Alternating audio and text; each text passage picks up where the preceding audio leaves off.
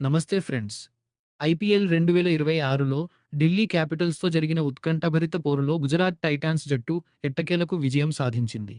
కేవలం ఒక్క పరుగు తేడాతో గెలిచిన ఈ థ్రిల్లింగ్ మ్యాచ్ అనంతరం గుజరాత్ కెప్టెన్ శుభ్మన్ గిల్ ఆసక్తికర వ్యాఖ్యలు చేశారు.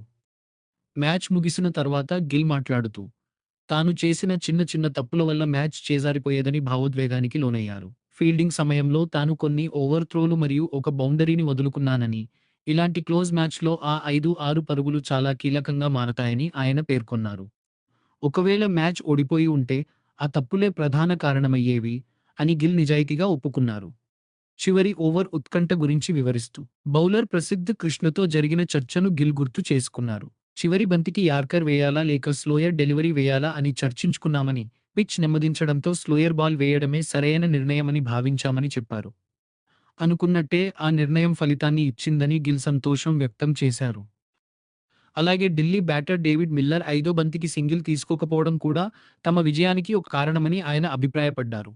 ఈ పిచ్‌పై తాము చేసిన 210 పరుగుల స్కోరు 10-15 పరుగులు ఎక్కువేనని, బౌలర్లు క్రమశిక్షణతో బౌలింగ్ చేసి విజయాన్ని అందించారని కొనియాడారు.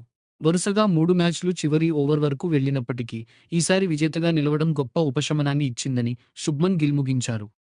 మరి శుభ్మన్ గిల్ కెప్టెన్సీ మరియు ఆయన చేసిన ఈ వ్యాఖ్యలపై మీ అభిప్రాయం ఏంటి? గుజరాత్ టైటాన్స్ తదుపరి మ్యాచ్‌లో కూడా ఇదే జోరును కొనసాగిస్తుందని మీరు అనుకుంటున్నారా? మీ అభిప్రాయాన్ని కామెంట్స్ రూపంలో తెలియజేయండి. మరిన్ని లేటెస్ట్ క్రికెట్ అప్డేట్స్ కోసం మా ఛానల్‌ను వెంటనే సబ్స్క్రైబ్ చేసుకోండి.